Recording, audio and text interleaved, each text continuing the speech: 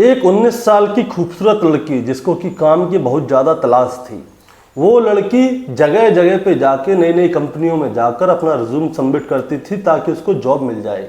आखिरकार उसे एक फाइनेंस कंपनी से जॉब का ऑफर मिल जाता है और वो लड़की उस फाइनेंस कंपनी को ज्वाइन कर लेती है। लेकिन दोस्तों, इसके साथ क्या होता है, ये लड़की जो है उस फाइनेंस कंपनी में बड़ी ही लगन से काम कर रही थी, लेकिन इसके साथ साथ ही जो उस कंपनी का मालिक था, उस कंपनी के मालिक के साथ इसकी अच्छी बोलचाल हो जाती है और अच्छी बोलचाल हो जाती है तो इनके बीच में प्रेम प्रसंग हो जाता है और प्रेम प्रसंग हो जाता है तो इनके बीच में संबंध बनना शुरू हो जाता है और संबंध बनते बनते 10 साल कब गुजर जाती हैं पता नहीं चलती। लेकिन आखिरकार इन दोनों के बीच में कोई तीसरा आ जाता है और तीसरे के आते ही दोस्तों क्या होता है, इन दोनों में से किसी एक की हत्या कर दी जाती है और इतनी बुरी तरह से हत्या की जाती है कि उसके हाथ पैर को काट के एक अटैची के अंदर पैक करके यहाँ से लगभग 900-950 किलोमीटर दूर जाकर फेंक दिया जाता है। और जब इस राज का खुलासा होता है तो दोस्तों, एक नहीं बल्कि 2 प्रदेशों की पुलिस इस कांड को सुलझाने में परेशान हो जाती है। तो दोस्तों, आज की कहानी से यही जानने की कोशिश करेंगे कि आखिर उस फाइनेंसर लड़की ने क्या किया था और हत्या किसकी हुई थी। तो दोस्तों, कहानी शुरू करूंगा उससे पहले मैं बस आपसे यही कहना चाहूँगा कि अगर आप मेरे चैनल पे नए हैं तो चैनल को जल्दी से सब्सक्राइब कर दीजिएगा ताकि रोजाना शाम को 8 बजे मैं आपके लिए एक सच्ची घटना की कहानी लेकर आ सकूँ। नमस्कार दोस्तों, मैं गौरव शर्मा और आप देख रहे हैं गौरव शर्मा सफ़र। दोस्तों, आज की जो सच्ची घटना मैं आपको सुनाने जा रहा हूँ, ये सच्ची घटना शुरू होती है भारत की राजधानी दिल्ली से। दरअसल यहाँ पे एक एरिया लगता है मॉडल टाउन। मैं बात कर रहा हूँ 13 नवंबर 2020 की और आज 13 नवंबर 2020 के 2-4 दिन ही बाद दोस्तों दीपावली थी और दीपावली से पहले ही एक फाइनेंस कंपनी का मालिक जिसका नाम होता है नीरज गुप्ता, उसकी उम्र है 46 साल, वो अचानक से गायब हो जाता है और 13 तारीख की शाम से ही वो गायब है। अब उसके घर वाले इसको फ़ोन करते हैं तो कोई फ़ोन उठाता नहीं और सब लोगों से पूछी जाती है, लेकिन किसी को भी नीरज गुप्ता के बारे में कुछ नहीं पता कि आखिर नीरज गुप्ता गया तो गया कहाँ। इसीलिए क्या होता है दोस्तों, जो इसकी पत्नी है आंचल गुप्ता, वो क्या करती है, वो अपने परिवार में सभी लोगों को बता देती है और जो जानने वाले लोग होते हैं उन सबसे जानकारी लेती है, लेकिन नीरज गुप्ता के बारे में कोई भी पता नहीं पड़ती कि नीरज गुप्ता है तो कहाँ है। तो नीरज गुप्ता का एक मित्र होते हैं जो खास मित्र है, उनका नाम होता है मनदीप मित्तल। वो कहते हैं भाभी जी आप चिंता मत कीजिए, नीरज कहाँ है मैं देखने की कोशिश करता हूँ, ढूंढ लाऊं और जैसे तैसे ही होगी मैं आपको नीरज को ला के दे दूंगा घर पे, चाहे वो फ़ोन उठा रहा है या नहीं उठा रहा, मैं उसे ढूंढ लाऊंगा। लेकिन दोस्तों होता क्या है, मनदीप एडी चोटी का जोर लगा लेता है लेकिन नीरज गुप्ता के बारे में कुछ भी पता नहीं चलती। इसीलिए 14 नवंबर 2020 को क्या होता है दोस्तों, जो उसकी पत्नी है आंचल गुप्ता, वो पुलिस स्टेशन जाती है और नीरज गुप्ता की गुमशुदगी की रिपोर्ट लिखवा देती है। लेकिन पुलिस वाले जो है इस मामले में ज़्यादा जांच पड़ताल करते नहीं है, इतना ध्यान नहीं देते। वो कहते हैं कि आ जाएंगे, जवान आदमी ऐसे थोड़ी ना कोई बच्चे खो गए, वो आ जाएंगे। अब क्या होता है, इनकी पत्नी आंचल गुप्ता अपनी हर जगह जान पहचान कर रही थी, कहाँ है कहाँ नहीं है, नीरज गुप्ता को ढूंढ रही थी, रिश्तेदारियों में पूछ रही थी, यार दोस्तों से उन सबसे पूछ रही थी, लेकिन उसको कहीं भी नहीं पता चलता। अब 14 से 15 हो जाती है, 15 से 16 तारीख और 16 से 17 और 17 से 18 हो जाती है, लेकिन नीरज गुप्ता के बारे में अभी तक किसी को कुछ नहीं पता और पुलिस ढूंढ रही है या नहीं ढूंढ रही ये भी नहीं पता था। अचानक से क्या होता है दोस्तों, जो नीरज गुप्ता की पत्नी है आंचल गुप्ता, वो पुलिस स्टेशन जाती है 18 नवंबर 2020 को।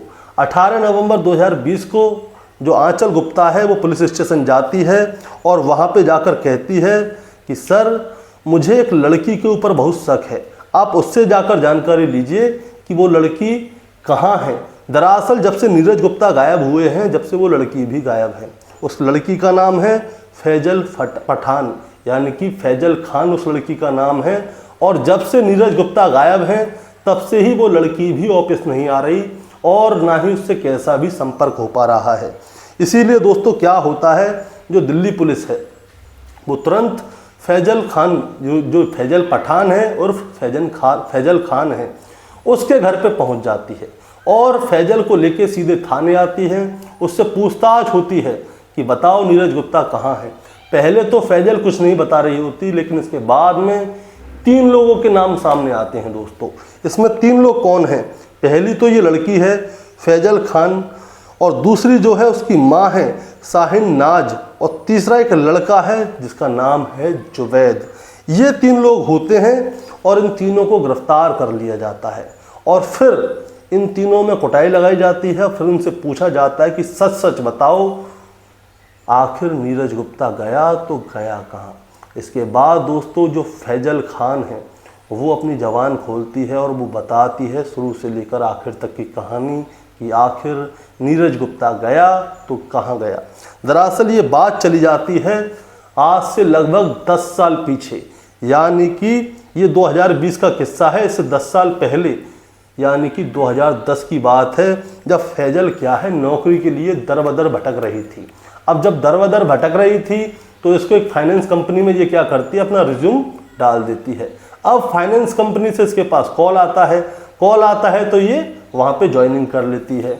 और ज्वाइनिंग करने के बाद दोस्तों क्या होता है, ये जो फैजल है अपने बॉस नीरज गुप्ता के नज़दीक आ जाती है और इतने नज़दीक आ जाती है कि इन लोगों के बीच में शारीरिक संबंध होना शुरू हो जाता है। ये लोग शारीरिक संबंध बनाते थे।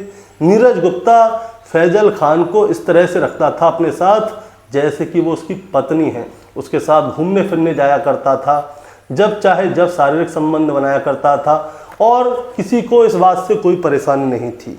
लेकिन दोस्तों क्या होता है, अचानक से जो फैजल खान है उसकी माँ जो है शाहीन नाज, वो फैजल से बोलती है कि देखो अब तुम्हारी उम्र निकली जा रही है तो तुम्हारी अब शादी करनी होगी, इसीलिए मैंने एक लड़का तुम्हारे लिए ढूंढ लिया है और तुम्हें उससे ही शादी करनी होगी। अब फैजल साफ मना कर देती है कि मैं शादी नहीं करूँगी। तो उसकी माँ जो है शाहीन नाज, वो उसके ऊपर प्रेशर डालती है कि तुम शादी क्यों नहीं करोगी। अब आखिरकार क्या होता है, फैजल शादी के लिए मान जाती है। अब वो ऑफिस जाती है तो नीरज गुप्ता से मिलती है। वो कहती है कि मेरे परिवार वाले जो है मेरे ऊपर दबाव डाल रहे हैं शादी करने के लिए, और उन्होंने मेरे लिए एक लड़का देख लिया है जिसका नाम है जुवैद, जो कि रेलवे में पेंट्री में काम किया करता है। अब ऐसा है, अब हम लोगों का रिश्ता ज़्यादा नहीं चल पाएगा, हम लोग इस रिश्ते को यहीं पे ख़त्म कर देते हैं। लेकिन नीरज गुप्ता कहता है कि देखो तुम चिंता मत करो, मैं तुम्हारी माँ से जाके मिलता हूँ, उनसे बात करता हूँ, उन्हें मनाऊंगा, ऐसा करते हैं हम दोनों शादी कर लेंगे। अब क्या होता है दोस्तों, अब नीरज गुप्ता क्या करता है, ये जो फैजल खान है ये लड़की इसके घर पे जाता है। इसके घर का पता होता है आदर्श नगर केबल पार्क के पास एक्सटेंशन है, वहाँ पे ये लड़की रहा करती है। अब जब नीरज गुप्ता इसके घर पे जाता है तो वहाँ पे इसकी माँ होती है शाहीन नाज, और शाहीन नाज से जाके वो फैजल खान के बारे में बात कर रहा होता है। अब अचानक से बातों ही बातों में दोस्तों क्या होता है, जो शाहीन नाज है फैजल खान की माँ, वो क्या करती है, वो एक ईंट उठाती है और नीरज गुप्ता के सर में दे मारती है। उसको अचानक से इतनी गुस्सा आती है, वो ईंट उठा के उसके सर में मार डालती है। अब उस समय पे वहाँ पे कौन कौन था दोस्तों, मैं आपको ये बताना चाहूँगा। उस समय पे जिस लड़के से इस लड़की की शादी तय हुई थी जुवैद, वो भी था। इस लड़की की माँ शाहीन नाज ये थी, और तीसरी फैजल खान यानी कि वो लड़की, ये तीनों लोग थे। अब नीरज गुप्ता क्या है, ज़मीन में गिर जाता है, उसके सर पे लग जाती है चोट।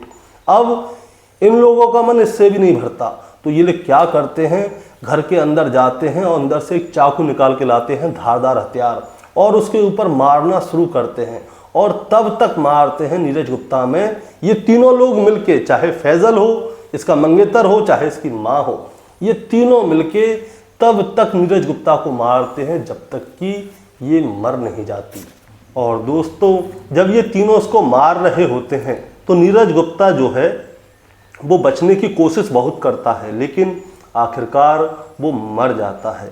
और जब वो मर जाता है तब क्या करते हैं दोस्तों, इन तीनों को अब क्या है, नीरज गुप्ता की लाश को ठिकाने लगाना था। अब ये जो है जुवैद, ये लड़का जो है रेलवे की पेंट्री में काम करता है। इसे मालूम है कि रेल कहाँ से कहाँ जाती है, क्या क्या कैसे कैसे करना है। तो ये लोग क्या करते हैं, एक अटैची लाते हैं और नीरज गुप्ता की शरीर के टुकड़े करते हैं, उस अटैची में डाल लेते हैं। इसके बाद ये लोग एक कैब बुक करते हैं जिसमें जुवैद जो है वो क्या करता है, उस अटैची को लेकर उस कैब में रख देता है और कैब ड्राइवर से कहता है कि साहब निजामुद्दीन चलो। अब कैब ड्राइवर भी निजामुद्दीन जाता है। कैब ड्राइवर को कुछ नहीं मालूम कि अटैची में क्या है क्या नहीं। जुवैद को सब पता था क्योंकि वो पेंट्री में काम करता था रेलवे की में। तो वो निजामुद्दीन उतरता है और निजामुद्दीन रेलवे स्टेशन के अंदर कहाँ से एंट्री करनी है, कहाँ से तलाशी होगी, कहाँ से नहीं होगी, कहाँ पे कैमरा है, कहाँ पे नहीं है, ये सारी चीज़ की जानकारी उसे पहले ही थी। इसीलिए वो क्या करता है, चुपके से उस अटैची को लेकर निजामुद्दीन रेलवे स्टेशन के अंदर एंट्री मार देता है और वहाँ से निजामुद्दीन से गोवा एक ट्रेन जानी थी, उसका नाम था राजधानी एक्सप्रेस और जुवैद की ड्यूटी भी राजधानी एक्सप्रेस के अंदर थी। ये उस अटैची को लेकर राजधानी एक्सप्रेस में आ जाता है और पेंट्री में साइड में जाकर रख देता है। और जिस दिन ये उस अटैची को लेकर जा रहा था अपने साथ फेंकने के लिए उस बॉडी को, उस दिन इसका जो दिमाग है ना वो अपने काम में नहीं था उतना जितना कि उस अटैची के ऊपर ध्यान देने में था। अब यहाँ से यानी कि निजामुद्दीन से लगभग 972 किलोमीटर दूर गुजरात के भरूच इलाके में बड़ोदरा के पास करजर करके एक जगह है, ये क्या करता है, चुपचाप से उस अटैची को निकालता है और उसके बाहर फेंक देता है और ट्रेन सीधे चली जाती है गोवा। अब जब इसने भरूच इलाके में उस अटैची को फेंका था तो उसके बाद 14 नवंबर 2020 को ये वाली लाश जो है, अटैची जो है, करजर की जो पुलिस है वहाँ की, बड़ोदरा के पास जो भरूच एरिया है वहाँ की जो पुलिस है उसको मिल गई थी। अब गुजरात की पुलिस को ये लाश जैसे ही मिली, अटैची जैसे ही मिली, तो आसपास के जितने भी पुलिस स्टेशन थे, थाने थे और ये ट्रेन के रास्ते में जितने भी शहर पड़ते हैं, सब जगह ये इत्तला कर दिया गया था कि एक अटैची में लाश मिली है, जिस किसी की हो वो बता दें उसके परिवार वाले, या किसी ने मिसिंग की रिपोर्ट लिखाई हो। दिल्ली की पुलिस इतनी जोर शोर से काम नहीं कर रही थी, लेकिन जो भरूच की पुलिस थी वो कर रही थी। अब इसके बाद क्या होता है दोस्तों, वो लाश आंचल गुप्ता तक पहुंचा दी जाती है। ये तीनों, चाहे जुवैद हो, चाहे फैजल खान हो, चाहे उसकी माँ हो, इन तीनों ने अपना जुल्म कबूल कर लिया था, लाश भी मिल गई थी और इसके बाद इन तीनों को जेल भेज दिया जाता है। अब दोस्तों मैं आपको बताना चाहूँगा ये 2020 की घटना थी, लेकिन अब 2025 चल रहा है और इस केस में ज़्यादा ऐसा कुछ हुआ नहीं है। नॉर्मल तरीके से जो केस चल रहा था वैसे ही चल रहा है। ये लोग जेल में हैं, इनको कोई स्पेशल सज़ा सुनाई नहीं गई है। अभी केस चल रहा है, सज़ा सुनाई जाएगी तो मैं आपको बता दूंगा। और दूसरी बात रही ये, इस कहानी को सुनाने का मतलब आपको परेशान करना या विचलित करना बिल्कुल नहीं है, बस आपको बताना है और जताना है। बताना ये है, ये जो फैजल खान नाम की लड़की थी ये सबसे बड़ी गलत लड़की थी। पहली बात तो इसको नीरज गुप्ता के बारे में पहले से ही पता था कि वो एक शादीशुदा आदमी है, उसके बच्चे भी हैं। इसे नीरज गुप्ता के साथ संपर्क करने ही नहीं थे, उसे प्रेम प्रसंग करना ही नहीं था, ना उससे संबंध बनाने थे। लेकिन फिर भी इसने क्या किया, नीरज गुप्ता के साथ प्रेम प्रसंग बनाए, संबंध बनाए और 10 साल तक कंटिन्यू संबंध रहे। और उसके बाद जब इसकी माँ ने इसकी शादी तय करवा दी थी तो इसे अलग हो जाना चाहिए था, लेकिन इसने क्या किया, नीरज गुप्ता को बताई, अपना पता बता दिया, नीरज गुप्ता घर पे आ गया। और ये ऐसी प्यार करने वाली लड़की थी कि इसकी माँ ने जैसे ही उसमें ईंट मारी तो ये भी तैयार हो गई नीरज गुप्ता को मारने के लिए। इसने जिससे 10 साल तक प्यार किया था उसकी हत्या कर दी। अगर ये मामला वहीं की वहीं शांत कर देते तो आज नीरज गुप्ता जिंदा होता, उसके बच्चे अनाथ ना होते, उसकी पत्नी विधवा ना होती। लेकिन इस लड़की की वजह से ये सबके घर खराब हो गए, चाहे वो फैजल खान हो, चाहे इसका मंगेतर हो, चाहे इसकी माँ हो, ये सब जेल गए और उस बेचारे परिवार का, नीरज गुप्ता का परिवार तो खराब हो ही गया।